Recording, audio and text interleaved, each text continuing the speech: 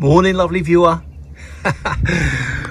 Well, I've got another one. We're going to do a bit of a tour today, but first of all, I wanted to show you this. I wasn't going to do, well, I haven't done an unboxing, but I've just spoken to Gav, and he said it's about time I've done another video, another tour. So that's what we're going to do today. But this is the latest acquisition, and this is a climbing rose bought from David Austin, and it is Madame Alfred Carriere. It's a repeat flowering climbing rose and a voracious grower. They say 25 feet, and a friend of mine, well, I say a friend, it's a neighbour, someone who lives locally, I know has it, and it's pretty much a constant flower. It's constantly flowering throughout from sort of early summer until first frost. It is just constantly going through the flushes, and it's a very fragrant rose.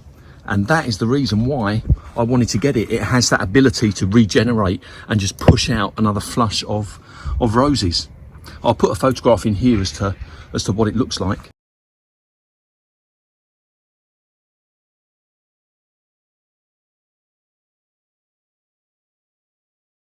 But I've received this, and I have to say I am very happy with it. It arrived in one of the tall boxes that they send out this time of year.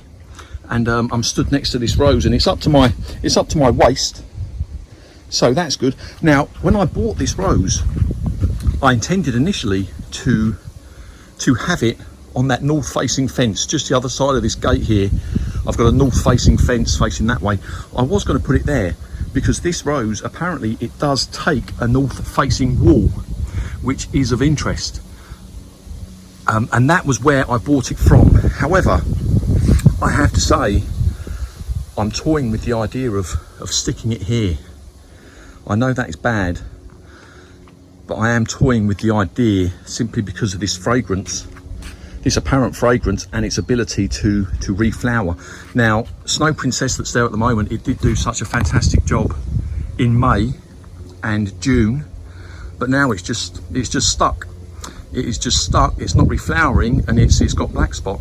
Now, I don't want to move it. I might just put this pot here next to it and leave it here for the remainder of this year to see how that grows alongside it for now. But this isn't a baseless pot. I could move this out to that back fence possibly. So I've got some ideas what I'm going to do. You know, we have these dilemmas, don't we? And I have this rose here, which I'm pretty sure is a magnificent rose that repeat flowers very well throughout the summer, that's fragrant. Where's it going to go? Where's it going to go? It takes the shade, so I might put it there. It's all to be decided. It's all to be decided, but there's a few things that I wanted to say. In fact, it's the same old story. I walk past these roses. I'm so happy with Emily Bronte.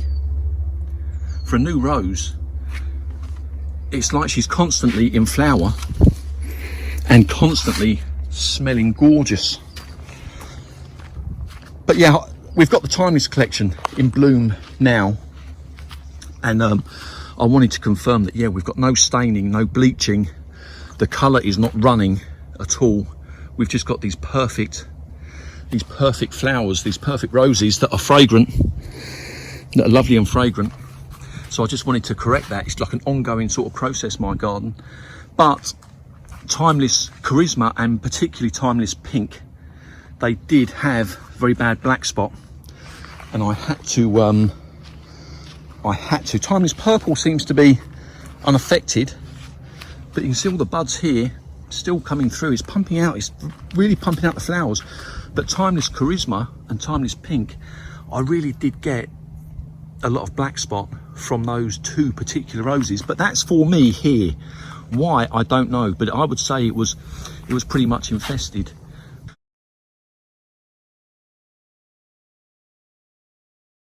With black spot, but the flowers are certainly very nice. So there's those two. Where should we go? Yeah, it's a dilemma as to what's gonna happen here, because I think that could be a bit of a star. But let me show you this, because there is something that's been worrying me a little bit of late, and that is wasps. These are just normal everyday wasps. They have been, excuse the car, they have been attacking my roses and the actual flowers. I don't know if you can see that, but they really have been going to town. How I can deter them, I don't know. But these are just everyday wasps, and they don't go for the foliage. They just go straight for the rose head. Hello, mate. All right. Yeah, sorry, that was the postman I had to speak to. But yeah, that's the damage that they're doing. Summer Romance, the one here, is looking particularly fine. You know, we are seeing an awful lot of buds come through for a new rose. Oh, I've got Desdemona. That's in flower now. Yeah, after what I said about Desdemona's scent in a previous video, I went to a garden centre and I saw it and it was smelling gorgeous. So I decided to buy Desdemona. So Desdemona's here now.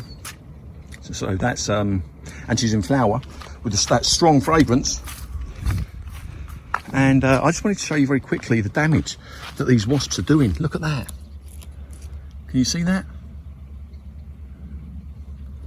Particularly Olivia seems to be, and these are just normal wasps. These are nothing flash. Maybe there's a wasp nest. In fact, here's one caught in the act. Got ya. Can you see that? They're just eating the roses, going straight for the roses. There's another one just here, but I won't bore you any more with that. But there's that. How I can deter them, I'm not really sure, but I would like to get them away. Oh, in fact, we've got the Poet's Wife is just starting to do its thing. Poet's Wife is just starting to do its thing, which is probably its second flush now, possibly its third flush overall, but definitely the second flush since I've had it.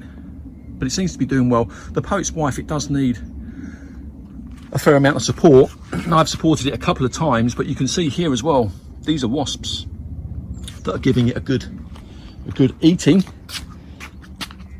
Did I tell you about look at that imposter rose? This is the imposter rose. And you know what? I've got a good feeling about this rose. I really have, because I ordered Rose Angela from Harkness Roses, and this is what they sent me.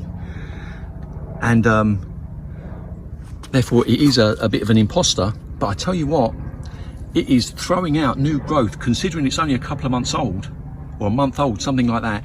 It is. I mean, look at that there. Look at that there. I know I showed this to Gav, but just a lot of buds. And I think, I've got a feeling that this could be one of those constant flowerers. It's Princess Alicia or something. I'll have to type in the name at the bottom.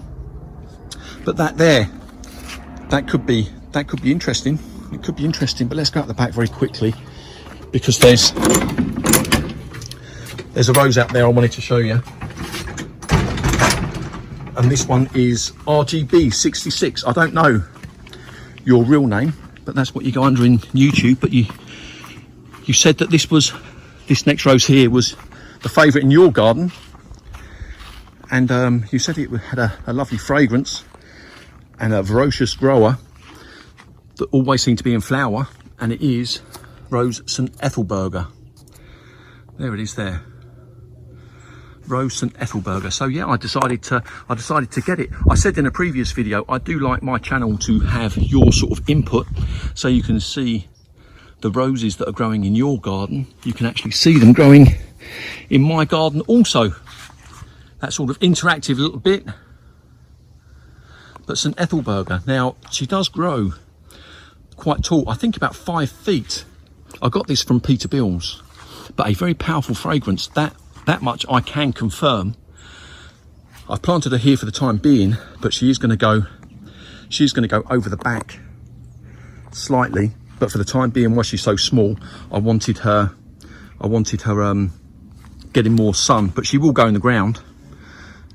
But I just wanted her lifted up for the time being, get some height, and then she's probably going to go just over there, a little bit more central to the that flower bed. But I wanted to show you this as well, and this I'm really happy about. This is Fruity Parfuma, and here, as you can see, we have got a perfect flower at last, and one that is very fragrant, a lovely fruity fragrance. I'm so happy with this, I really am, because there's a couple of the Parfuma collection, for whatever reason they weren't doing it for me. Summer Romance was perfect, Earth Angel, Spicy Parfuma were all perfect, Royal Parfuma, but Delightful Parfuma and Fruity Parfuma, we were just getting stuck.